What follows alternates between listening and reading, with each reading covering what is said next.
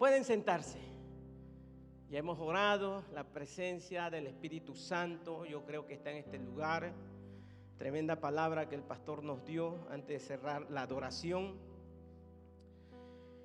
Con respecto al video que vimos, las gráficas, las cifras, los números que se dieron, es una realidad. Y nosotros, gracias a Dios, por la misericordia de Dios, el Señor le puso a nuestro pastor, le inquietó, le despertó por esa necesidad. Y gracias al Señor estamos trabajando con los jóvenes. El proyecto de la Forja, él mencionó unos motivos. ¿Por qué algunos de los jóvenes adultos, al llegar a la edad de adultos, se van de las iglesias? Pero aquí en la gráfica vimos otros. Por ejemplo, mencionaba que un 34% se van a la universidad, un 32%, aquí es donde vamos a entrar nosotros como iglesia. Se sentían juzgados y miraban que había mucha hipocresía en la iglesia. Otro 29% dijo que no se sentían conectados. ¿Dónde? En la iglesia, con cada uno de nosotros. Otro tanto por ciento dijo que no estaba de acuerdo con la administración de la iglesia. Y otros por el trabajo. Sigue el video, esa es una parte nada más. Sigue el video. Luego le hacen una entrevista a un pastor latinoamericano, se puede decir. Y esa es la diferencia, que esta encuesta es realizada aquí en Estados Unidos, con los jóvenes de aquí de Estados Unidos. Y le preguntaban al pastor, ¿usted cree que acá en los países de nosotros, de Latinoamérica, está pasando el mismo fenómeno o el mismo efecto? Que a esa edad los jóvenes sienten esa necesidad o llegan a esa situación y se alejan y se apartan. ¿O cree que acá no? Y él decía algo bien interesante que me llamó la atención. Decía, yo creo que acá no es tanto, acá no.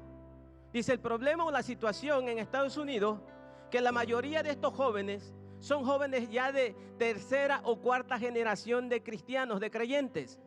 Sus bisabuelos, tatarabuelos, sus abuelos y sus padres ya eran creyentes. Y ellos llegaron a la iglesia, ¿por qué? Porque sus abuelos, sus papás, ¿los qué? Los llevaban, los traían, los obligaban, los hacían venir, los acompañaba para que la mamá no fuera sola. No sé cuál era la razón, pero estaban en la iglesia. Dice, es más, los que ya tienen tercera o cuarta generación van más por tradición que por convicción. Dice, acá en los países de Latinoamérica, la mayoría de los jóvenes son primera generación o hijos de padres de primera generación. Y entienden y tienen una convicción, tienen una relación, tienen ese encuentro, han asimilado lo que es el cristianismo, han asimilado lo que es Cristo, lo que es Jesús. Dice, esa es la diferencia. Y de ahí, explico esto porque de ahí nació el tema. ¿Una iglesia de tradición o una iglesia de convicción? Y ese va a ser el mensaje. Voy a hacer una comparación de ciertas características de miembros de una iglesia de tradición y una iglesia con convicción, que es muy grande la diferencia. ¿Por qué leí en Hechos 13:1? Porque ahí se encuentra la iglesia, da una fotografía de la iglesia de Antioquía, que me pareció la más adecuada para traerla en comparación de una iglesia con convicción. ¿Por qué? Por lo que hacían. Estaban un grupo de líderes, predicadores, maestros. Estaba Saulo, Bernabé, otros ministros juntos.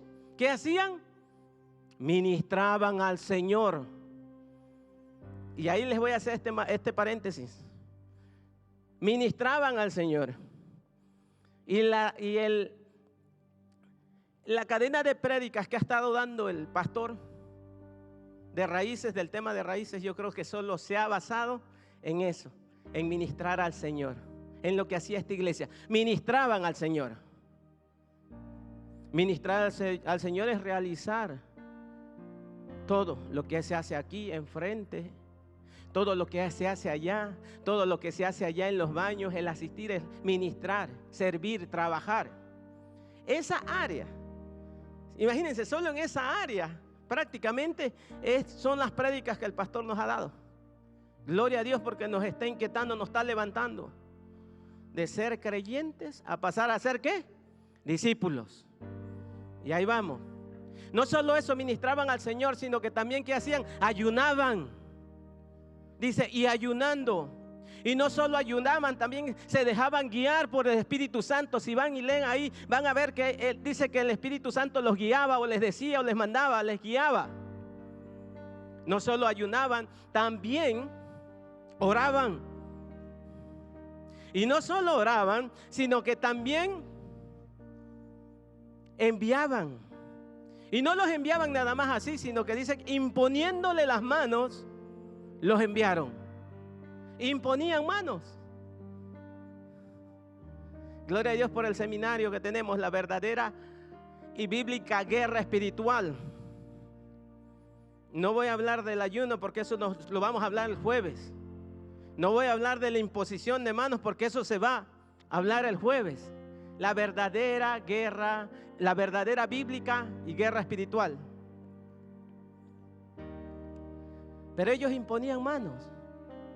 No sé si se dieron cuenta, nuestro pastor Pablo pasó aquí orando e imponía manos. Nada más les voy a dar un poquito. Es bíblica la imposición de manos. Pero ¿cómo lo hacemos? No lo voy a explicar tanto, pero les voy a dar este tip. ¿Qué hacía el sacerdote o sumo sacerdote cuando sacrificaba al animal? ¿Le ponía qué? Sus manos. En ese sentido tenemos que entender, ¿se hacía qué? Partícipe. Y aquí es lo que hacemos, hermano. No es algo místico, no es ahí una transferencia, no. Sino que nos hacemos ¿qué? Partícipe de la carga de nuestros hermanos. Nos identificamos con ellos. Ellos lo hacían en la iglesia de Antioquía. Otra iglesia que también estuve debatiendo ahí fue la iglesia de Jerusalén, porque también estaba llena del Espíritu Santo, apenas acababa. De hecho, nació primero la iglesia de Jerusalén, y los que fueron expulsados por la causa de la muerte de Esteban, se fueron predicando y llegaron hasta esta región y se levantó esta iglesia de Antioquía. Pero ellos no hicieron algo que esta iglesia sí estaba haciendo. Enviando. Jerusalén no, la iglesia de Jerusalén no. Ellos se quedaron bien cómodos. Hasta que el Señor, ¿verdad?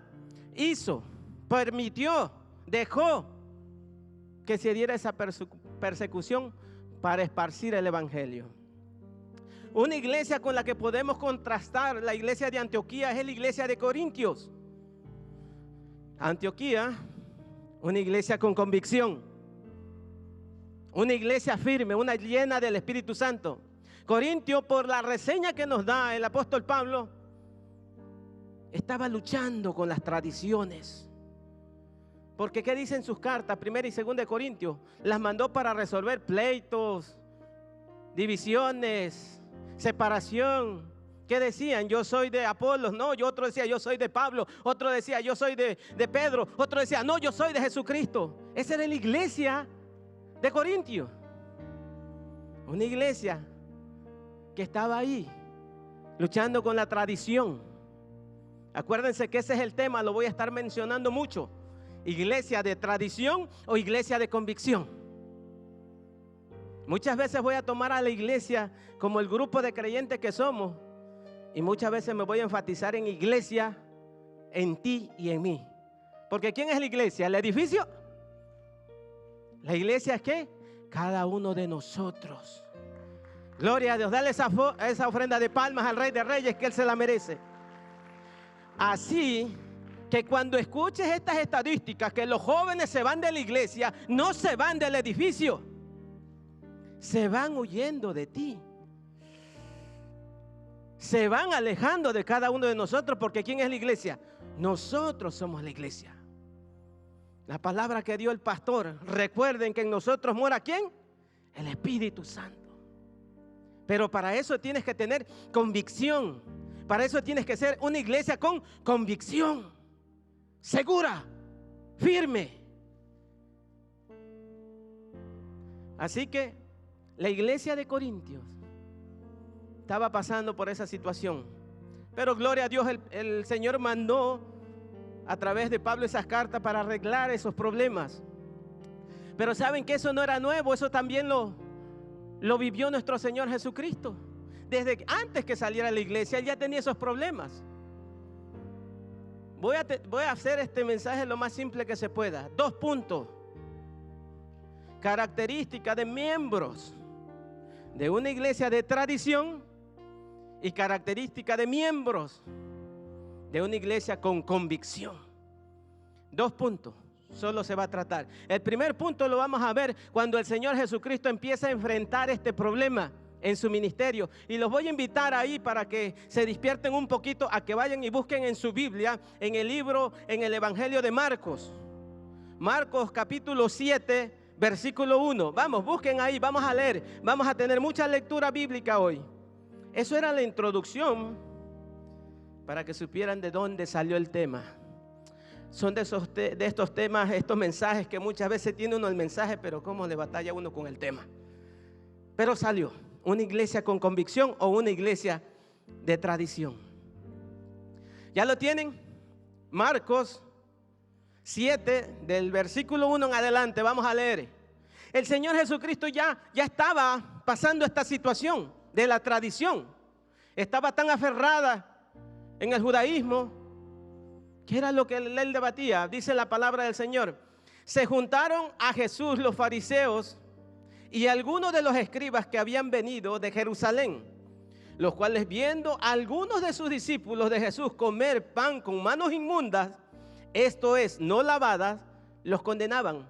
Porque los fariseos y todos los judíos, aferrándose a la tradición de los ancianos, ¿a qué? A la tradición de los ancianos, una iglesia de tradición o una religión de tradición, si muchas veces no se lavan las manos, no comen. Y volviendo de la plaza, si no se lavan, no comen. Y otras muchas cosas hay que tomaron para guardar, como los lavamientos de los vasos de beber y de los jarros y de los utensilios de metal y de los lechos. Y le preguntaron pues los fariseos y escribas: ¿por qué tus discípulos no andan conforme a la tradición de los ancianos, sino que comen pan con manos inmundas? Respondiendo él les dijo: hipócritas, bien profetizó de vosotros Isaías, como está escrito: este pueblo de labios me honra, mas su corazón está lejos de mí, pues en vano me honran, enseñando como doctrinas mandamientos de hombres, porque dejando el mandamiento de Dios, os aferráis a las tradiciones de los hombres.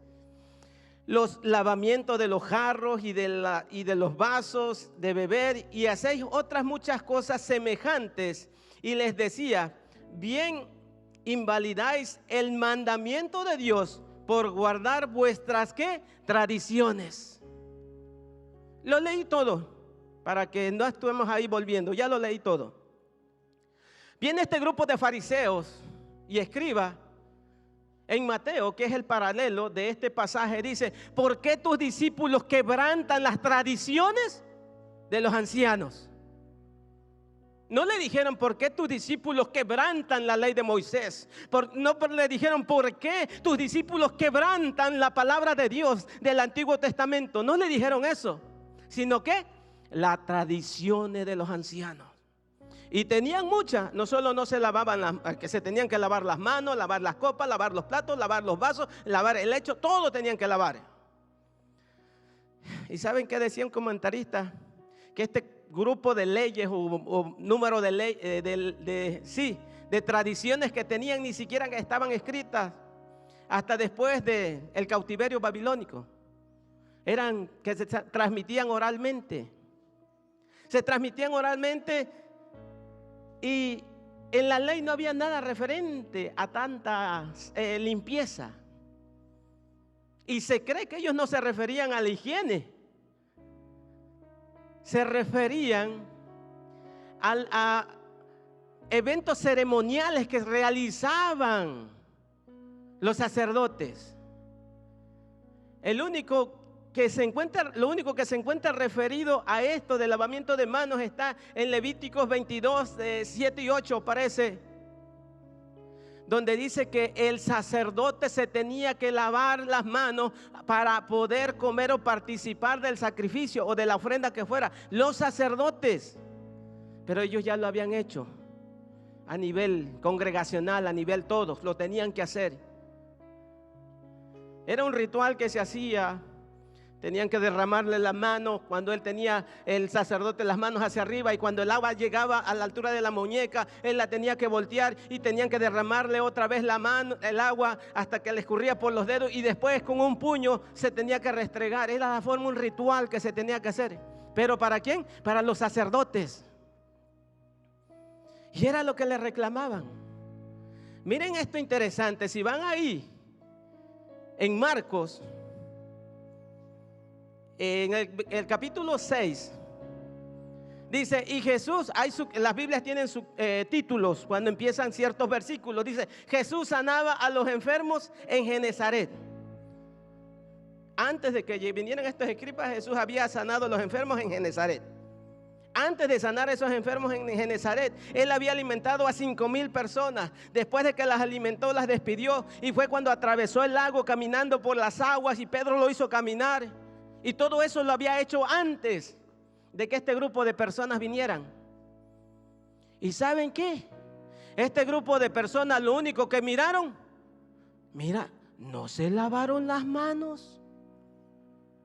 Todos los milagros que Dios estaba haciendo, Cristo con el poder, con la gloria, realizando milagros y prodigios, y esto es lo único que le ponen atención, a las manos de los discípulos. ¿Sabes cuál es una de las características de un miembro de una iglesia de tradición? Que se puede estar paseando y moviendo la gloria de Dios aquí, y lo único que mira, está mal sentado, está mal peinado, habló mal, dijo esto. Está aquí la presencia de Dios, y está en todo menos en qué. Dice un dicho, ¿verdad?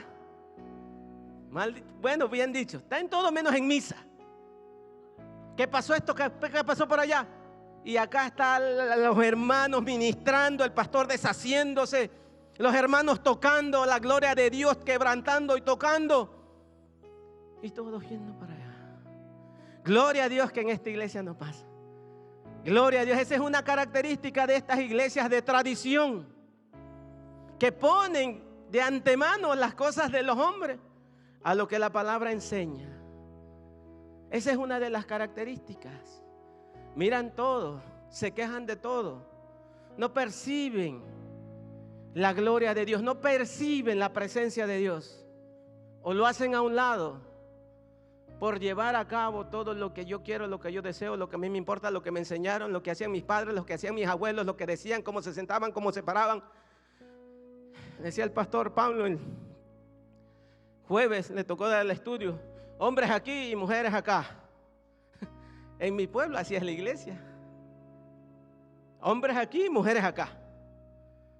Y estamos ya en este tiempo, en el año 2025, y yo creo que todavía no lo han cambiado. Hombres aquí, hombres acá. ¿Porque lo enseña la Biblia? ¿Por qué? Por la tradición. Algo más interesante, miren, es tan increíble cómo la tradición nos influye, nos va afectando y la vamos recibiendo y va entrando que ni nos damos de cuenta. Decía un predicador, ¿sabían que el apóstol Pablo nunca hizo un llamado para que la gente se convirtiera? ¿O que pasara al altar o que levantara la mano? Nunca oró por nadie en el apóstol Pablo. ¿Cómo así? Y entonces, ¿saben que el primero que lo empezó a hacer fue Moody? El gran evangelista, el gran predicador. Él fue el que empezó a hacer los llamados, acá levantaran la mano para orar. Es bueno, lo hacemos, es bueno para identificarnos. No estoy condenando nada, sino que muchas veces, el día que no se haga, que el pastor se le pase o algo, el pastor no hizo el llamado. Y lo estamos condenando. Porque, ¿dónde está en la Biblia que tenemos que hacer eso? Pero ya llega ¿qué? La tradición. Tenemos que estar al pendiente, tenemos que cuidar quiénes somos cada uno de nosotros. Mire, según la estadística, esto pasa en los jóvenes. Hasta cierta edad les nace ese deseo de explorar, de ir, de conocer. ¿Y qué es lo que hace la iglesia muchas veces? Estos jovencitos, no le podemos, míralos, no los puede uno dejar solos porque arrancan para el pecado, arrancan para allá. ¿Y empezamos a qué? A criticarlos. ¿Empezamos a qué? A condenarlos. ¿Empezamos a qué? A hacerlos un lado. No entienden razón. Antes de que empecemos a hacer eso, hermano, acuérdense de la estadística. Pregúntese en su mente, usted mismo, qué es lo que ellos perciben de la iglesia en la que se congregan. No del edificio, de la iglesia en la que se congregan. ¿Y quién es la iglesia donde se congregan? Yo. ¿Qué es lo que miran? ¿Será que de pura casualidad ellos se están sintiendo juzgados? ¿Será que de pura casualidad están viendo hipocresía en mí? ¿Será que de pura casualidad yo no estoy haciendo nada por conectar con ellos? ¿Será que por pura casualidad ellos están en su mente muy renovada, muy avanzada, y el modo de desarrollar el ministerio de la iglesia no les parece? En lugar de condenarlos, de criticarlos, de enojarnos, de regañarlos, tomémonos un tiempecito y hagámonos esa pregunta: ¿qué es lo que está mirando este joven en mi iglesia, en mí, en cada uno de nosotros? ¿Será que está viendo una convicción, una seguridad, una firmeza? ¿O solo está viendo a alguien que viene por tradición? Porque es domingo. ¿A dónde más voy? No, tengo que ir porque si no el pastor, si no el líder, si no los hermanos, ¿quién se los quita de encima? ¿Por qué no vino a la iglesia? ¿Por qué vengo a la iglesia?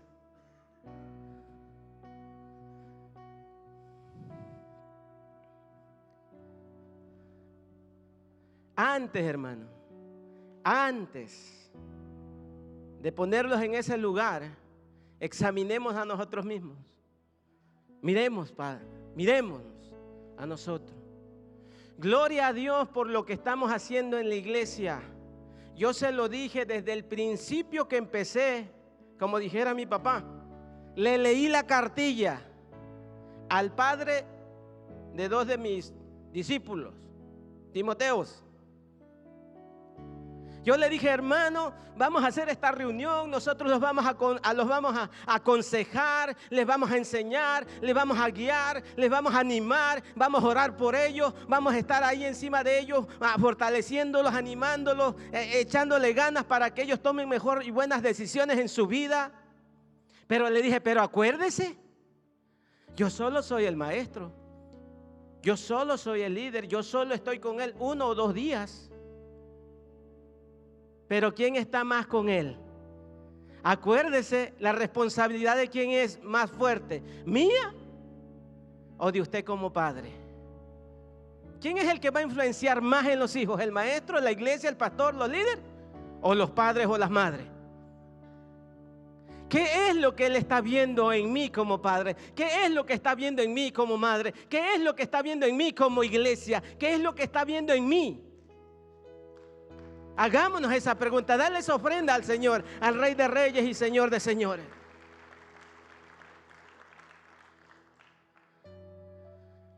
Ese fue el primer punto. Vamos a pasar al segundo punto. Ya vamos a pasar, ya pasó. Eso era lo fuerte. Pero igual sigue igual. La palabra es palabra, la palabra del Señor. El segundo punto, características de la fe, porque vamos a estar hablando mucho de la fe, así que le añadí de la fe de un miembro de una iglesia de convicción. Características, van a ser 6 características que vamos a ver. Y vamos a estar en el libro de Hebreos. Los voy a invitar a que vayan a Hebreos, a la carta a los Hebreos, capítulo 11. Y si ya saben que conocen Hebreos y se acuerdan del capítulo 11, ya saben por qué. Y si le añadí la palabra fe, ya sabe por dónde vamos, ¿no? 11:1 es pues la fe, la certeza de ¿qué? De lo que se espera, la convicción de lo que no se ve. Pero antes de entrar de lleno a Hebreos, quiero hacer el trasfondo para que entendamos un poquito mejor el libro de Hebreos. Eso ayudaría bastante, ¿no? El trasfondo. Para empezar, ¿cuál es el punto principal de la carta de los Hebreos? ¿En qué se enfatiza? ¿Cuál es lo que nos trata de decir, pero fuerte? La superioridad de Cristo por sobre todo. La supereminencia, como le puedan llamar, le quieran llamar, de Cristo, de Jesús. Eso es lo que enfatiza. Jesucristo superior que los ángeles, Jesucristo superior que Moisés, Jesucristo superior que Josué, Jesucristo superior que el sacerdote Aarón. Jesucristo. Ese es Hebreo. Ahora, ese es el tema principal de la carta. También es bueno entender a quiénes fue dirigida esta carta, o a qué clase de creyentes o a qué clase de cristianos fue dirigida esta carta. Número 1, el primer grupo, son 3 grupos: creyentes genuinos, pero débiles, se puede decir, en la fe. Creyentes genuinos que se habían convertido, pero debido a la situación en la que vivían, sufrían persecución, eran excluidos, eran sacados, eran apartados. Y estaban tentados a volverse otra vez a las tradiciones, a los rituales, a los sacrificios, a lo que ya se había invalidado con la muerte de ¿quién? De Cristo en la cruz del Calvario. Era este grupo de creyentes genuinos de corazón, que tenían convicción, pero que estaban medios débiles. Viene el escritor, ya iba a decir el nombre, el escritor de Hebreo. ¿Lo quieren saber? Porque ese es uno de los dilemas más grandes. ¿Quién escribió Hebreo? Pablo, Bernabé, Apolos, no sé cuántos más hay. ¿Quién? Y hoy se los voy a decir. Y lo escuché de un predicador. El escritor de Hebreo, el Espíritu Santo, a través de una persona que no conocemos su nombre, le habló hacia la iglesia. ¿Quién le escribió? El Espíritu Santo, ¿a través de quién? De una persona que no sabemos su nombre. Esa es la verdad. Pero vamos a creer que fue el Espíritu Santo guiando, dirigiendo, usando a estas personas con sus características para transmitir estas verdades a esta iglesia. Grupo de creyentes genuinos pero débiles. Otro grupo de judíos no creyentes pero convencidos intelectualmente de la obra de Jesucristo. ¿Cómo? Sí, ellos venían a la iglesia por muchos años tal vez, y les predicábamos y ellos decían con su cabeza: sí, es cierto, sí, yo creo eso, sí, amén. Convencidos intelectualmente, pero que no habían dado el paso de fe de aceptar a Cristo como Señor y Salvador de su vida. ¿Se identifican o identifican? ¿Será que en nuestro tiempo hay esta clase de creyentes?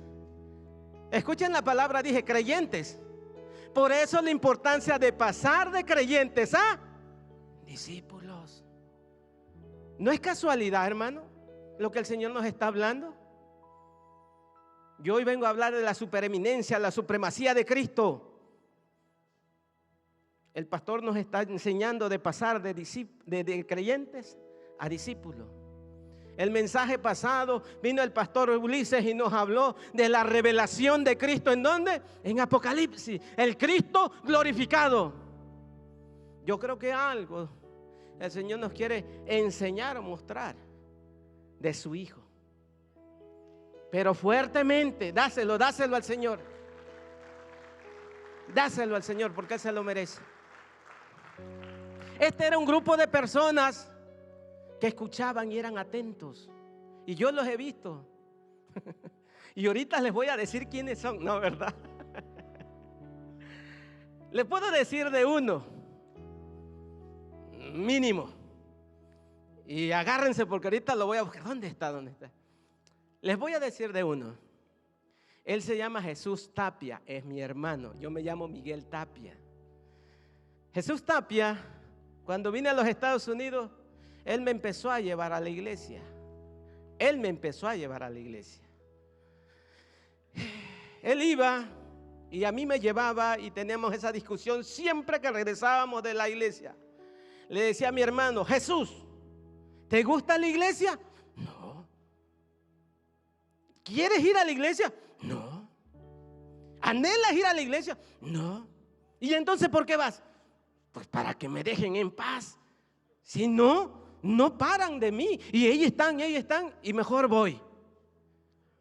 Le digo, yo no quiero ir. A mí no me gusta. Todos esos cristianos son unas bolas de hipócritas, mentirosos. Uy, que cuando pasan allá enfrente ya nada más falta espero que a mí no me vean, que nada más me falta la areola para parecer un ángel. Yo eso le decía a los cristianos, a los predicadores. Y había esa lucha con él. Pero él decía, no, yo voy para no tener problemas. Venían y lo miraban cuando entraba por la iglesia. ¿Cómo está? Bienvenido, hermanito. Mira, ¿quiere aceptar a Cristo como el Señor y Salvador de su vida? Sí, oremos. Nos íbamos. Y a mí me decían, no, yo no. A mí déjenme en paz, no me molesten. Y veníamos el próximo domingo o íbamos a otra iglesia. ¿Quiere aceptar a Jesucristo como el Señor y Salvador de su vida? Sí, y oraban por él. Yo ya tengo como 20 años que aceptó a Cristo. Y yo todavía sigo orando por mi hermano, para que un día al Señor le quite solo lo intelectual de que conoce y un día le entregue su corazón, porque todavía no se ha entregado a Cristo.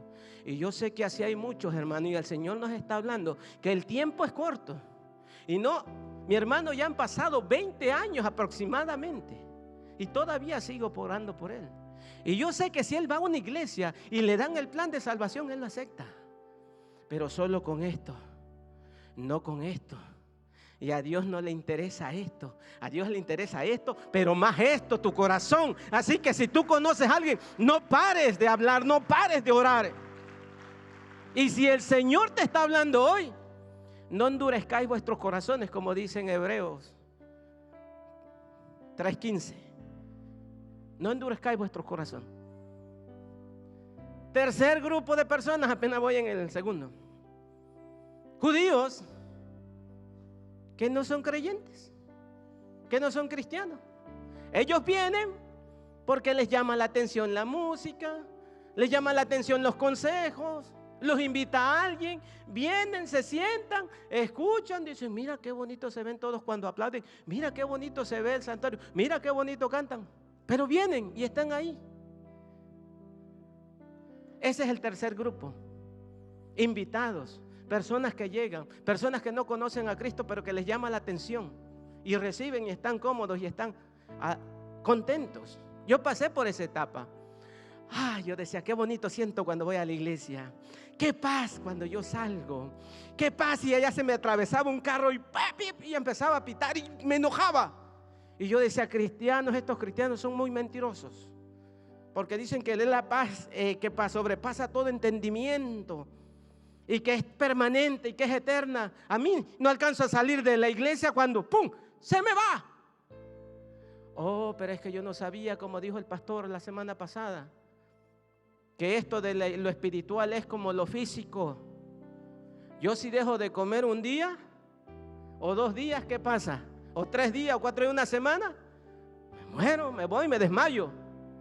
No tengo fuerza, no hay alimentación, no se nutre, no se está ahí De igual manera es el gozo, de igual manera es la paz, hermano. Si tú no estás aquí, si tú no buscas, si tú no te llenas, si tú no te alimentas, si tú no agarras la palabra de Dios y buscas estar en la presencia de Dios, te debilitas, te acabas, se apaga.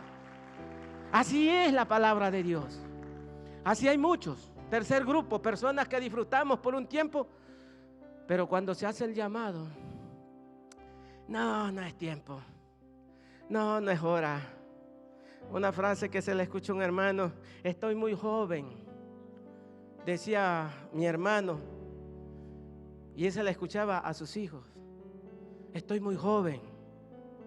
Esa es la mentira o el error más grande que el diablo nos puede poner.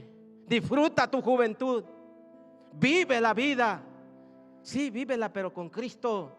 Vívela en los caminos del Señor. Vive haciendo lo que a Dios le agrada. Vive respetando y honrando su palabra, y Él te va a bendecir y Él te va a prosperar. Porque allá afuera, lo que llamamos disfrute es tragedia, es ruina, es muerte, en el peor de los casos. Y esa es la mentira del diablo. Disfruta, vive la vida. Vamos a avanzar 3 grupos: creyentes genuinos, creyentes solos de intelecto y personas, creyentes solos de intelecto y personas que no han entregado a Cristo su vida. Y vamos a entrar en Efesios y vamos a ver estas características que yo creo que nos sirven tanto a los creyentes genuinos como a los que solo lo tienen en el intelecto y como a los que están ahí por tomar esa decisión. Y las vamos a ver. Primer característica de la fe de un creyente, de una iglesia con convicción, con seguridad. Y le voy a ir avanzando porque dije que nada más eran 2 puntos, pero vamos a empezar en las 6 características. La primera: están seguros de las promesas de Dios. Hebreos 11:1. Es pues la fe, la certeza de lo que no se ve. Están seguros de la promesa de Dios. Están seguros, 100% seguros, que cuando Jesucristo dijo que Él iba a preparar, ¿qué? Moradas allá en el cielo. Eso es verdad. No lo puede ver, pero yo estoy seguro que si Él lo dijo, Él lo va a hacer. Están seguros, como dijo el pastor, que Cristo dijo que el Espíritu Santo iba a venir a morar en mí. Yo estoy seguro, no lo veo, pero lo siento. Yo sé y estoy convencido de que Él mora en mí. Estoy seguro que Él dijo que no te dejaré ni te desampararé. Y yo estoy seguro que Él es así, porque Él lo dijo. Convicción, hermano. Seguridad. Y vamos a ir diciéndolo y aplicándolo. ¿Será que mis hijos miran eso en mí? Esa convicción, esa seguridad. ¿Será que mis empleados o mis empleadores miran eso en mí? ¿Será que en mi iglesia, mis líderes o mis discípulos miran eso en mí? Seguridad en las promesas de Dios. El segundo, confianza en el poder de Dios. Oh, mi hermano, la convicción de lo que no se ve. Ese mismo pasaje, primero es la certeza y luego es la convicción de lo que no se ve, del poder de Dios. Oh, mi hermano, y vamos a ir porque vamos a entrar en el salón de la fama de los héroes de la fe. Así lo conocen, Hebreos 11. Imagínense Moisés ahí enfrente del mar rojo. ¿Y ahora qué hago? ¿Y ahora qué hacemos? Le dijo Dios: anda, camina, levanta tu vara, haz así. ¿Y qué pasó? ¿Qué hizo el poder de Dios? O como dice el hermano, se abrió. No sé cómo se abrió, pero se abrió. Él estaba ¿qué? Convencido que si él obedecía, que si él hacía lo que Dios le mandaba, Dios lo iba a hacer. Yo lo acabo de platicar con mi padre hace pocos días atrás. Le digo, papá, a ti que no te preocupes si Dios lo va a hacer o no lo va a hacer, porque Él no tiene ningún problema. Él tiene la capacidad y tiene el poder. Él no tiene problema. El problema somos nosotros. Si le creemos o no le creemos. Si tenemos esa convicción o no. Y si seguimos o abandonamos. Él es fiel. Y Él lo cumple con su poder. Dice un comentarista, si usted tiene el poder y la capacidad y la habilidad de confesarlo o declarar un salmo, Dios tiene el poder y la capacidad o las promesas de cumplirlas, porque ese es el Dios todopoderoso. Convicción en el poder de Dios, confianza en el poder de Dios. Perciben el diseño divino de Dios. ¿Percibe usted el diseño divino de Dios? Mire lo que dice el versículo 3 de Hebreos 11. Por la fe entendemos haber sido constituido el universo por la palabra de Dios, de modo que lo que se ve fue hecho de lo que no se veía. ¿Usted tiene la convicción, está convencido de que este universo lo creó Dios? ¿O todavía está en que, interesante? ¿Cómo puedo yo argumentar en contra de esa teoría tan ciertísima o tan bien fundamentada de que de un desorden hubo una explosión y todo quedó en su lugar? Dice un comentarista que se requiere más fe para creer eso que para creer en la revelación de la creación divina de Dios. Y yo creo que eso es así. Es como que diga, uy, explotó una biblioteca y miren, se formó un diccionario, porque ahí estaban todos los elementos que lo pueden formar.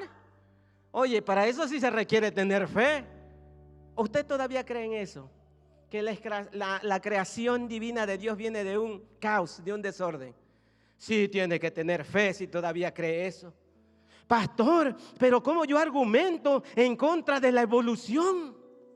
Si científicamente está comprobado y se han encontrado en los restos en la historia de esqueletos, de cuerpos.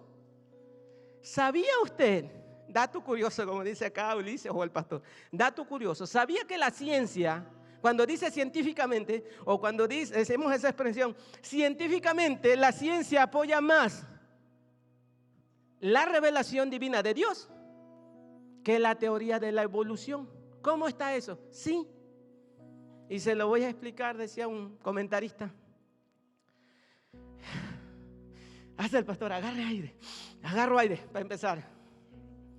Científicamente está comprobado que las células o los ADN no pueden evolucionar de las especies. Científicamente está comprobado. Y no es para decir, ¿cómo, pastor? Mire, científicamente, y lo podemos ver simple y sencillamente así. ¿Por qué cree que hay tantas especies o razas, microorganismos, organismos gigantes que están en el proceso de ¿qué? De extinción? En vez de reproducirse, en vez de crecer, en vez de avanzar, se degrada, se degenera, se va acabando hasta el grado que se extingue. ¿Cómo así? Sí. Por eso, cuando mira usted esos documentales y le enseñan una especie que vivió hace tantos millones, miles de años o cientos de años, o al año pasado, o hace 3 años, o una década, que se extinguió porque no pudo ¿qué? Evolucionar. No pueden avanzar los organismos, se van degenerando. Y si el hombre trata de hacer razas o mezclar, ¿qué es el producto?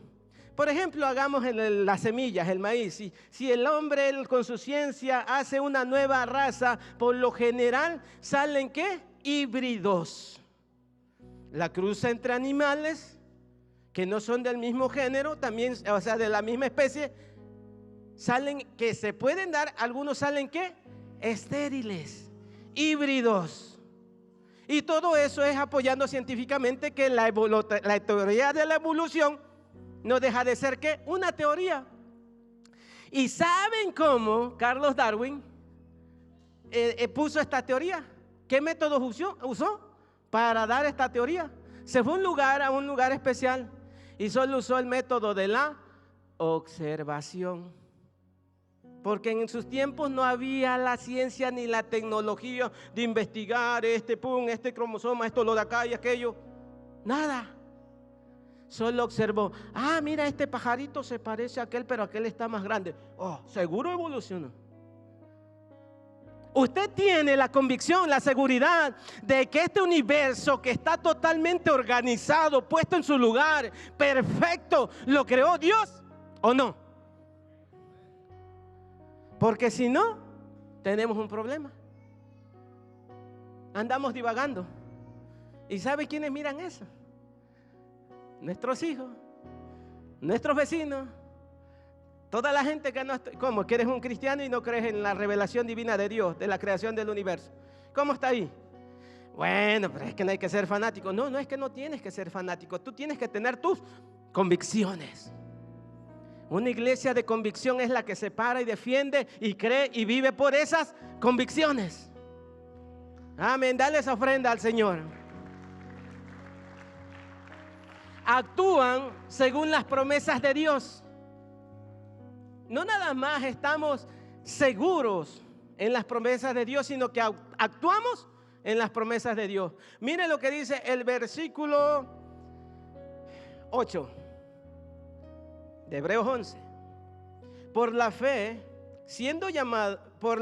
Abraham, siendo llamado, obedeció para salir al lugar que había de recibir como herencia, y salió sin saber a dónde iba. Por la fe habitó como extranjero en la tierra prometida, como en tierra ajena, morando en tiendas con Isaac y Jacob, coherederos de la misma promesa, porque esperaba la ciudad que tiene fundamentos, cuyo arquitecto y constructor es Dios. Él moró en esa tierra como extranjero.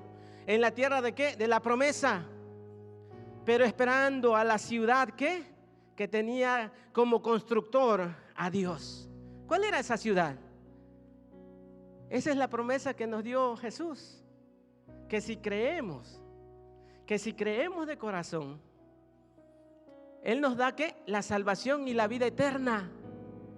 Eso era lo que esperaba, eso era lo que creía Abraham, porque él sabía que no iba a heredar esa tierra prometida, aún ni sus hijos, sino los descendientes de sus hijos. Fueron los que tuvieron esa tierra prometida, pero caminaron ¿qué? Por fe, por las promesas de Dios. ¿Tú crees, hermano? Tú estás caminando por fe.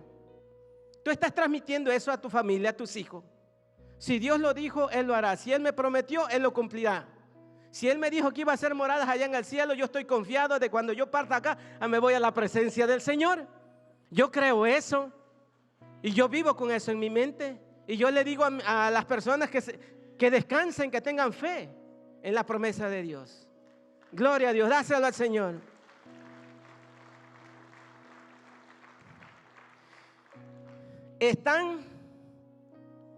Estiman a Cristo por sobre todas las cosas. Un verdadero miembro con convicción de una iglesia de convicción estima a Cristo por encima de todas las cosas. Ese sí está difícil. Lo bueno que ya es el antepenúltimo. Ya casi llegamos y aterrizamos el avión. Va a decir, y ahorita se vuelve a despegar porque ya lo conocemos. Pero no, hoy sí no. Versículo 23 de Hebreos 11. Por la fe Moisés, cuando nació, fue escondido por sus padres por 3 meses, porque le vieron niño hermoso y no temieron el decreto del rey. Por la fe Moisés, hecho ya grande, rehusó llamarse hijo de la hija de Faraón, escogiendo antes ser maltratado con el pueblo de Dios que gozar de los deleites temporales del pecado, teniendo por mayor riqueza el vituperio de Cristo que los tesoros de los egipcios, porque tenía puesta la mirada ¿en dónde? En el galardón. Wow, un creyente con convicción tiene estima a Cristo por encima de ¿qué? De todo. De todo. Y cuando digo de todo, es de todo. Ay, Dios mío. Y es fácil decirlo. Pero cuánto nos cuesta, ¿verdad?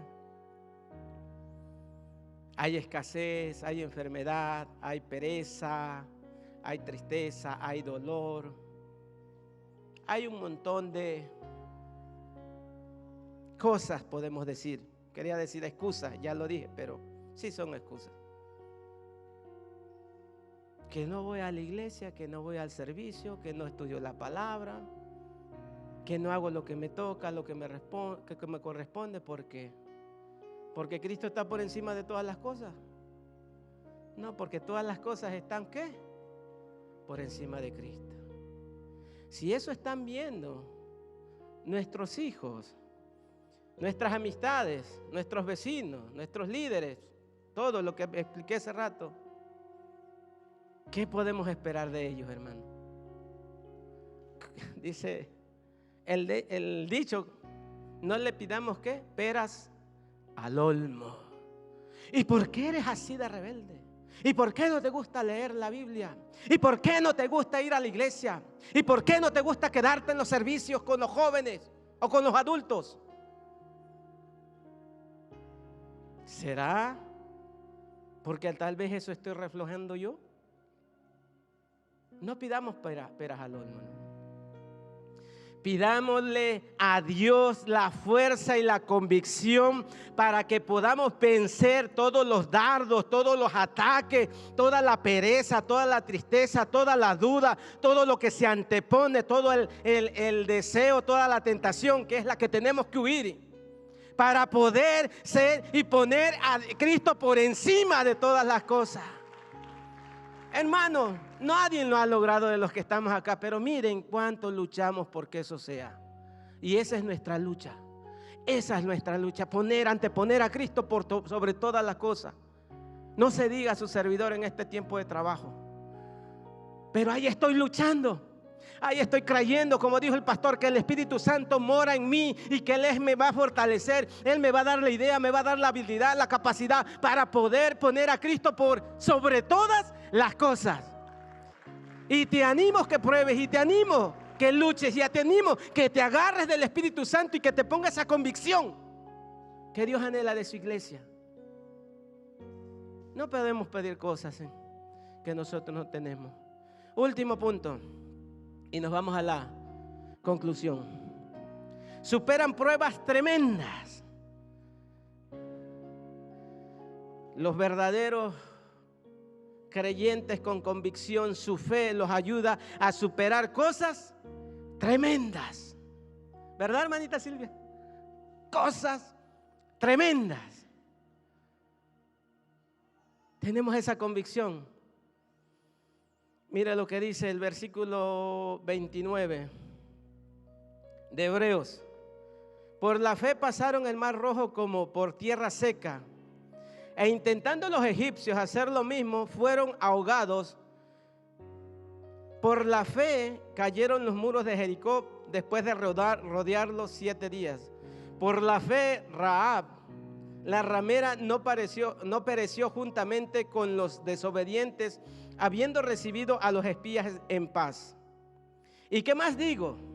Porque el tiempo me faltaría, contando desde Gedeón, de Barak, de Sansón, de Jefté, de David, así como de Samuel y de los profetas, que por fe conquistaron reinos, hicieron justicia, alcanzaron promesas, taparon bocas de leones, apagaron fuegos impetuosos, evitaron filos de espada, sacaron fuerzas de debilidad, se hicieron fuertes en medio de la batalla y pusieron en fugas ejércitos extranjeros. Oh, mi hermano, uno que tiene convicción, aunque venga el ejército como río, como agua, se para y le cree a ese Dios que Él lo va a liberar, que Él lo va a ayudar, que Él lo va a fortalecer. Y aunque tenga que ser llevado, aunque tenga que ser levantado, Él sigue ahí con su fe firme, con esa convicción. Aunque todo el mundo, aunque todo lo que está pasando se mire como ese gran torbellino y que nosotros no vamos para ningún lado, nosotros permanecemos y creemos, le creemos a ese Dios que está por encima de todas esas cosas. Nos ayuda a pasar cosas tremendas, hacer proezas, milagros y prodigios, y glorificamos el nombre del Señor. Termino con esto. No sabía, pero me impactó una plática que tuve con un joven que nos visita. Jairo se llama. Levanta la mano, Jairo. Él nos visita, viene de México, pero vive en Tamaulipas, en unas ciudades de por ahí, frontera. Usted sabe cómo son las ciudades fronterizas de México y Estados Unidos. Son fuertes, son terribles. Y yo de broma le digo, y si vienen de visita y no piensan quedarse, y ya quedarse aquí, acá está más tranquilo, más pasen. No, dijo. Dijo, allá tengo mi carrera, allá tengo mi trabajo, estoy haciendo mi maestría, mi mamá tiene su negocio.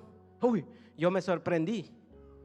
Dije, ¿cómo es posible en un lugar fuerte, duro, él esté haciendo todo esto?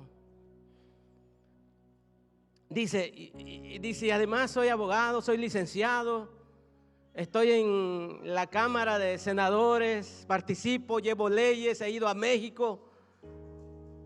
Y todavía yo más me sorprendí. Yo dije, ¿cómo es posible que pueda hacer todo eso en una ciudad o en un lugar fronterizo donde eso es terrible?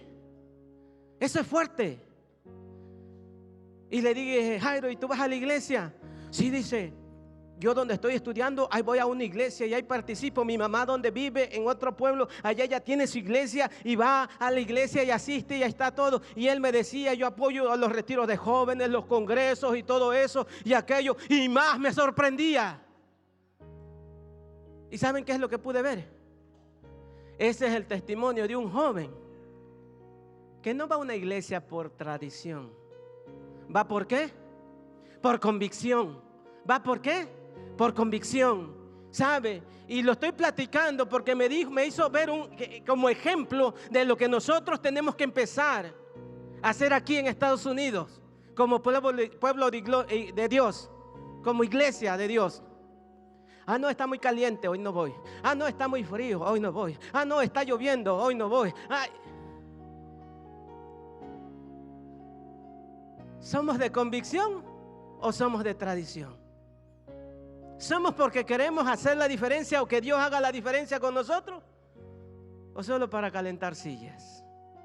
Ahí les dejo esas preguntas. Dios quiere una iglesia de convicción, miembros de convicción, no solo de intelecto, sino de corazón también. Termino con esto y los voy a poner que se pongan de pie. Cierren sus ojos. Cierren sus ojos. Mientras que están ahí con sus ojitos cerrados de pie, leo estos versículos. Hebreos 1 al 4. Dios, habiendo hablado muchas veces y de muchas maneras en otro tiempo a los padres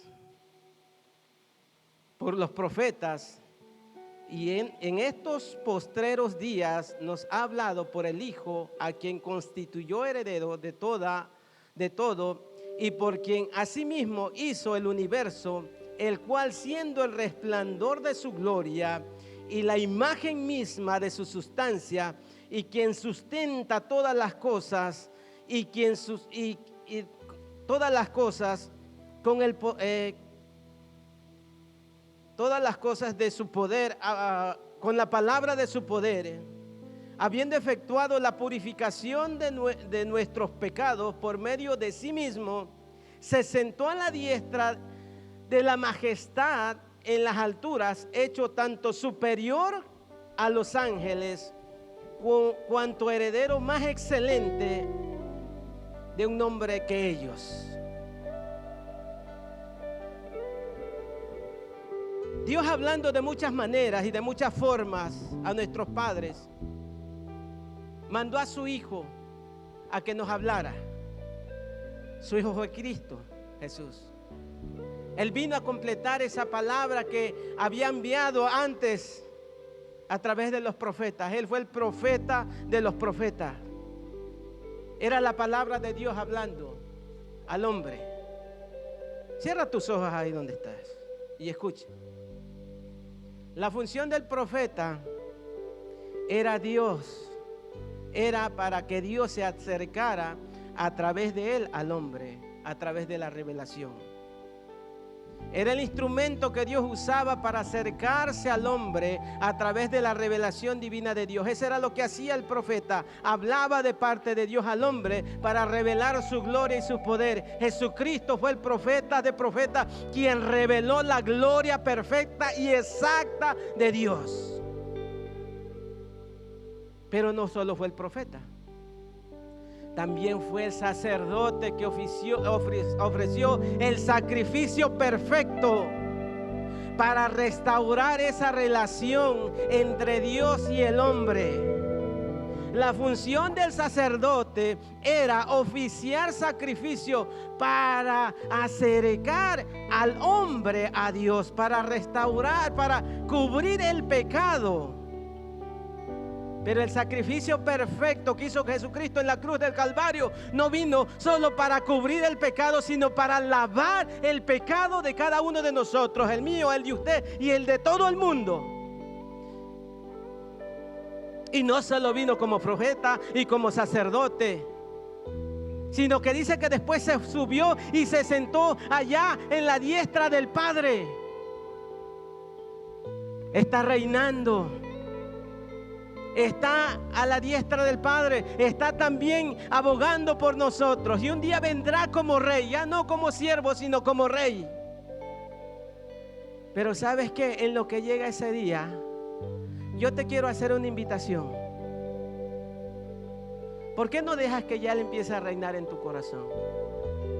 ¿Por qué no te haces tú a un lado y le dices: Señor, yo solo ya no puedo, pero hoy te doy las riendas de mi vida, la rienda de mi corazón? Tal vez eres un creyente genuino que has estado débil, que has estado titubeando, que has estado cayéndote, que has estado luchando con las pruebas.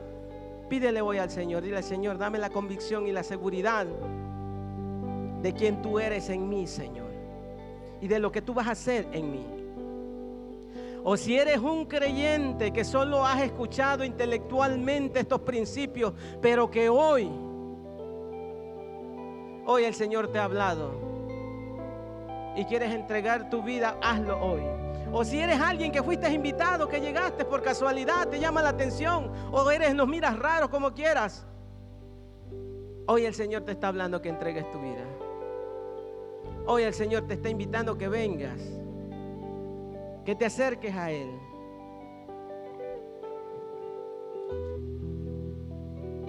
Hebreos 3:15 dice: y entre tanto que se dice, si oyeres hoy su voz, no endurezcáis vuestros corazones como en la provocación. Ahí con tus ojos cerrados, si tú sientes el deseo, tú sientes el anhelo, tú sientes la necesidad de entregar tu vida a Cristo como Señor, recibir a Cristo como Señor y Salvador de tu vida, te voy a pedir que levantes tu mano, pero la levantes alta. Si nunca lo has hecho y hoy lo quieres hacer, hazlo. Gloria a Dios, gloria a Dios.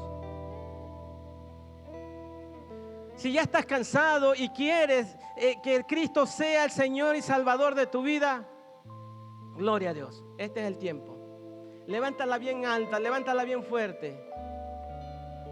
Si hay alguien que quiere entregar su vida a Cristo, hoy es el momento. Hoy es el momento. Ahí mantengan su manita levantada los que la levantaron. Si hay alguien más, es tiempo. Si quieres recibir a Cristo como Señor y Salvador de tu vida, si estás cansado, si ya no aguantas, hoy es el día que le puedes decir: Cristo, te entrego mi mente, mi corazón y mi ser. Si ya lo has hecho, gloria a Dios.